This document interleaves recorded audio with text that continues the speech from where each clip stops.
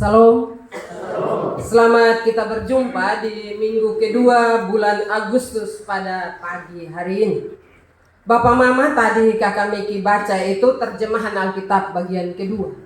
Karena itu jangan kotong bilang ini diambil dari mana lain. Itu Alkitab terjemahan kedua. Karena itu kita semua juga, kalau kita ada berkat, kita juga bisa beli. Baik Bapak Mama, saudara-saudara yang saya kasihi dalam Tuhan, merdeka, Merdeka, merdeka, merdeka, merdeka. merdeka. Terima kasih. Semangat perjuangan, semangat kemerdekaan itu masih ada dalam kehidupan kita semua. Karena itu sekali lagi, salam. Bapak Mama, tema yang akan kita renungkan pagi hari ini yaitu pemerintah adalah hamba Allah untuk kebaikan. Sekali lagi, pemerintah adalah hamba Allah untuk kebaikan. Bapak Mama, kitab Roma merupakan ringkasan pengetahuan Rasul Paulus tentang Injil, yaitu tentang Yesus Kristus, yang ditulis oleh Rasul Paulus kepada orang Kristen di Roma.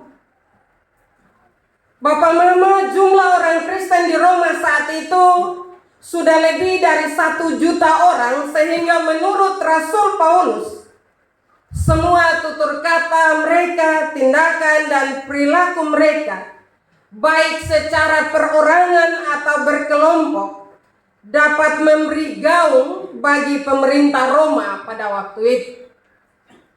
Karena itu dengan bercermin pada ajaran Yesus Kristus, ia menulis surat ini agar orang Kristen di Roma dapat menata hidup bermasyarakat dan berbangsa sebagaimana yang diajarkan oleh Tuhan Yesus.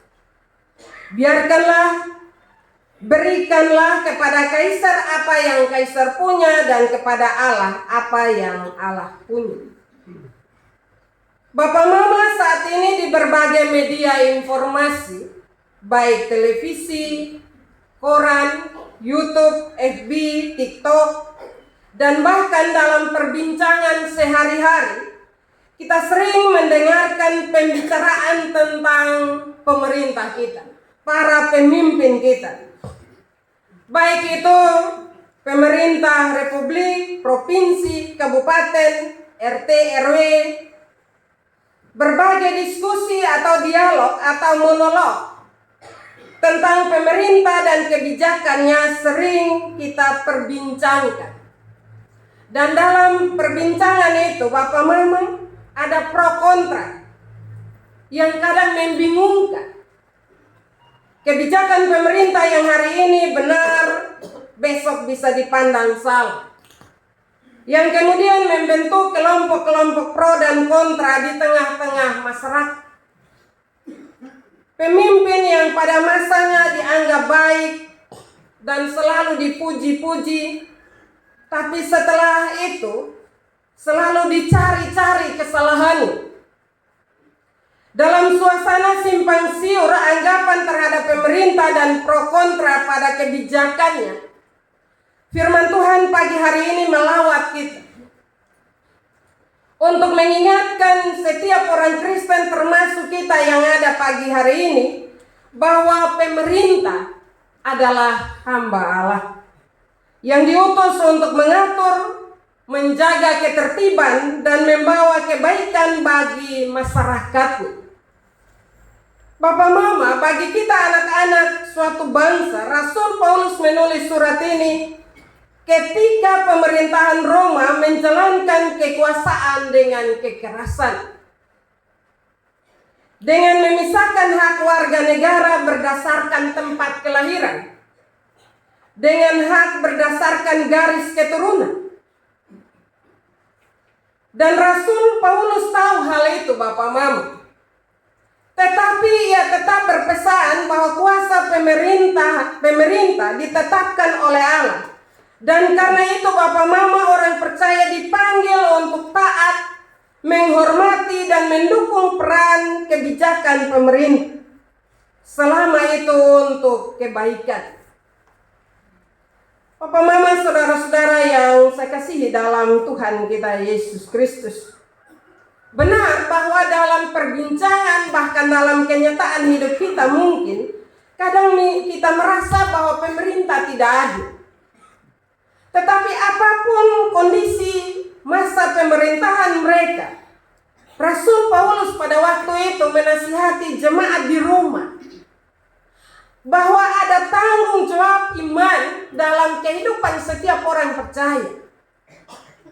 Walaupun ada dalam penindasan ketakutan, tetapi sekali lagi ada tanggung jawab iman yang besar dalam kehidupan setiap orang percaya.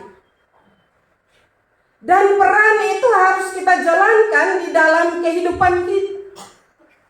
Pertanyaan bagi kita, apakah pesan Rasul Paulus itu masih juga ada dalam kehidupan kita sebagai bagian dari masyarakat Indonesia?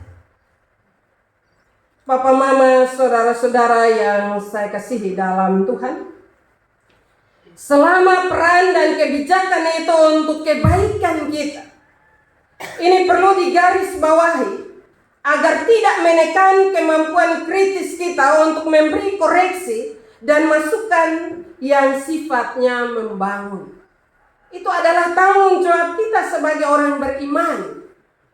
Sehingga tidak dalam kehidupan kita ketong kerja hanya mengomel terus, caci maki terus. Tetapi ada tanggung jawab iman dalam kehidupan kita. Apakah ketika kita melihat bahwa tidak ada keadilan dalam pemerintahan itu, apakah ketong pernah berdoa kosong? Kadang yang ada dalam kehidupan kita, ketong hanya kerja mengomel, caci maki, dan banyak hal yang kita lakukan dan akhirnya membuat lemah iman percaya kita kepada Tuhan. Padahal ada tanggung jawab iman yang ada dalam kehidupan kita adalah mendoakan mereka. Saya percaya bahwa ketika semua masyarakat, apalagi kita sebagai orang Kristen, ketika kita melihat ketidakadilan yang dilakukan oleh para pemimpin kita, maka ketong semua itu coba ketong berhenti mengomel, caci maki, dan coba ketong berdoa. Saya percaya bahwa ketika kita berdoa, mendoakan para pemimpin kita, maka Roh Kudus akan merubah pikiran mereka untuk kembali kepada tanggung jawab mereka yang mulia, yaitu menjaga keamanan dan juga mensejahterakan kehidupan masyarakat. Karena itu Rasul Paulus menasihati jemaat di Roma pada waktu itu. Situasi kita mungkin beda. Situasi kehidupan jemaat di Roma pada waktu itu beda, Bapak Mama. Karena mereka ada dalam tekanan yang besar. Tetapi Rasul Paulus tidak mengajar mereka untuk memberontak, tidak. Justru Rasul Paulus mengajarkan mereka untuk taat, karena mereka adalah hamba Allah. Bapak, Mama, saudara-saudara yang saya kasihi dalam Tuhan kita Yesus Kristus, semua pemimpin ada di bawah kedaulatan Allah. Tidak ada pemerintah yang tidak berasal dari Allah. Dan pemerintah-pemerintah yang ada ditetapkan oleh Allah. Allah punya maksud menetapkan seseorang menjadi pemimpin. Walaupun dalam negara demokrasi seperti kita di Indonesia, banyak orang boleh mencalonkan diri untuk menjadi pemimpin. Dalam negara demokrasi memang kita yang memilih pemimpin. Masyarakat yang memberi suara untuk memilih. Mungkin ada banyak pilihan, dan oleh karenanya ada perbedaan pilihan di antara kita. Tetapi pemimpin yang terpilih adalah ketetapan Allah, sehingga wajib hukumnya bagi kita orang percaya untuk taat, hormat, dan mendukung. Sebab barang siapa melawan, ia melawan ketetapan Allah. Nah, di sini kita lihat kembali kehidupan kita saat ini. Apakah kita sudah hidup dalam menaati para pemimpin kita? Kadang ketong berbeda dalam masalah politik. Ketong satu son betul dengan satu. Kadang ketong bilang, beta mau lihat sendiri dipimpin model apa. Karena itu firman Tuhan pagi hari ini mengingatkan kita, menasihati kita semua. bahwa para pemimpin adalah Allah yang menetapkan mereka. Walaupun kita manusia yang memilih pemimpin, tapi otoritas yang ada padanya datang dari Allah. Sehingga otoritas yang ada pada pemimpin harus digunakan sesuai perintah Allah, yaitu untuk kebaikan bukan kehancuran. Firman Tuhan pada ayat 1 dan 2 dari Roma 13 ini mau mengajarkan kepada kita untuk melihat pemerintah bukan semata-mata dari sisi politik, tetapi juga dari perspektif iman, bahwa mereka memimpin karena Tuhan izinkan. Mereka ada karena Tuhan punya maksud untuk kebaikan kita. Karena itu sekali lagi tanggung jawab kita, doakanlah mereka. Pemerintah diberikan untuk kebaikan dan menegakkan keadilan, karena pemerintah adalah hamba Allah untuk kebaikan kita. Dalam ayat 3 dan 4, Rasul Paulus menguraikan peran pemerintah sebagai pelayan Allah, diakonos atau diaken, yaitu untuk melindungi orang yang berbuat baik dan menghukum yang berbuat jahat, serta menjaga ketertiban dan keamanan masyarakat. Karena itu Bapak Mama sebagai warga negara, firman Tuhan hari ini memanggil kita untuk mendukung upaya pemerintah dalam menjaga ketertiban dan keamanan, mengupayakan kebersihan dan kesehatan, serta memelihara dan mengembangkan setiap sumber daya yang kita miliki untuk masa depan dan kebaikan hidup hari ini. Karena itu marilah Bapak Mama dukung para pemerintah kita, dukung para pemimpin pemerintah, agar mereka dapat bekerja seturut dengan kehendaknya. Kadang dalam kehidupan kita, ketong lebih banyak menuntut, Bapak Mama, sadar atau tidak. Ketong sebagai orang Kristen harus mengaku dosa, karena lebih banyak kita menuntut. Mereka memberi nasihat, memberi perintah bagi kita. Ada banyak hal yang ada kebijakan-kebijakan pemerintah yang diambil untuk kebaikan kita, tapi ketong banyak melawan. Contoh sederhana saja, kebersihan lingkungan. Tapi apa yang ketong buat? Ketong tukang melawan. Jangan omong yang besar-besar dulu, omong yang kecil-kecil, kebersihan. Kadang kita tidak menjaga hal itu, akhirnya lingkungan kita menjadi kotor. Kadang ketong buang, ketong bilang, oh ada tukang sapu, ada orang yang nanti pilih. Tapi kita banyak menuntut banyak hal. Karena itu marilah kita mulai dari diri kita. Karena kebenaran firman Tuhan juga menasihati kita untuk taat. Taat itu dalam berbagai hal. Karena itu Bapak Mama, kita dipanggil untuk menjadi warga negara yang taat hukum, sehingga keberadaan kita menjadi berkat, bukan menjadi bencana. Di mana kita ada dan kita hidup, upayakanlah kehidupan kita untuk taat, baik taat kepada kebenaran firman Tuhan maupun taat kepada pemerintah, sehingga di mana kita hidup menjadi berkat, bukan membawa bencana. Marilah kita lihat dalam kenyataan kehidupan kita. Kalau hidup kita hidup dalam ketaatan dan menjadi berkat. Ketika kita ada, orang senang. Ketika kita di mana, orang senang bergabung. Tetapi ketika kehidupan kita tidak menjadi berkat, membawa bencana, potong masih muncul orang bilang apa? Disudahkan. Karena itu Bapak Mama, saudara-saudara, supaya kita bisa hidup menjadi berkat, bahkan bebas, marilah hidup dalam kebenaran firman Tuhan, dan tidak hidup dalam ketakutan akibat kesalahan yang kita buat.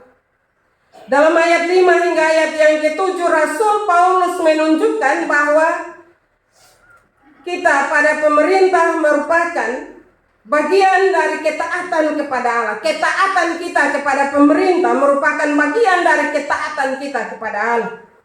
Rasul Paulus berkata, kita harus taat bukan karena takut pada hukuman, tetapi karena suara hati kita. Jadi ketaatan pada peraturan pemerintah seperti membayar pajak pada waktunya, menjaga ketertiban umum, dan juga menjaga kebersihan, memberi rasa hormat atas kebijakan pemerintah dan juga menghargai otoritas adalah bagian dari ketaatan kita kepada pemerintah. Sehingga kita menjadi orang Kristen yang baik, sama dengan menjadi warga negara yang baik, yang tidak hanya menuntut hak, tetapi juga melakukan kewajiban. Walaupun demikian, Bapak Mama, Alkitab juga memberikan catatan penting bahwa ketaatan kepada pemerintah berlaku selama pemerintah dan kebijakannya tidak bertentangan dengan firman Tuhan. Karena itu tanggung jawab kita berdoa bagi para pemimpin kita agar setiap keputusan dan kebijakan yang mereka ambil tidak bertentangan dengan kebenaran firman Tuhan. Pasti Bapak Mama bilang begini, bagaimana dengan orang yang tidak seiman? Mereka juga adalah milik Tuhan. Karena itu ketika kita semua berdoa bagi mereka, maka setiap kebijakan, setiap keputusan yang mereka ambil tidak akan jauh dari kebenaran firman Tuhan. Selama hukum dan peraturannya dapat membawa kebaikan hidup masyarakat dan juga berbangsa. Batas ketaatan itu adalah suara hati kita dan pikiran kritis kita yang bersumber dari perasaan kebangsaan dan juga nasionalisme kita untuk menjunjung tinggi kedaulatan negara demi kehidupan berbangsa, berketuhanan dan berkeadilan sosial. Karena itu marilah dalam mengisi kemerdekaan, bahkan memperingati kemerdekaan bangsa Indonesia yang ke-80 ini, marilah Bapak Mama kita kembali mengoreksi kehidupan kita. Apakah selama saya hidup sebagai orang percaya dan bagian dari masyarakat Indonesia, jangan sampai saya hanya banyak menuntut, banyak mengomel, tapi tidak mendoakan. Karena itu marilah firman Tuhan mengajarkan kepada kita. Pasti dalam hati kecil kita juga kita akan bilang, kok itu pemerintah kalau dia kerjasan betul, ya tanggung jawab kita mendoakan. Memberi masukan yang membangun, tidak memberi masukan yang menjatuhkan atau menjelekkan. Tetapi tanggung jawab kita adalah kritis untuk memberi masukan, sehingga dengan masukan-masukan yang kita berikan bagi para pemimpin kita, maka di situ nama Tuhan dipermuliakan. Memang tidak mudah untuk menyuarakan kebenaran, tetapi Rasul Paulus menasihati kita semua bahwa tanggung jawab kita adalah terus mendoakan. Dan kita percaya bahwa waktu Tuhan ada untuk merubah pola pikir setiap para pemimpin untuk mereka bertindak seturut dengan kehendaknya. Karena itu marilah kita kembali dengan merenungkan firman ini dan melakukan dalam hidup kita setiap hari. Firman Tuhan memberkati kita pada pagi hari ini. Amin.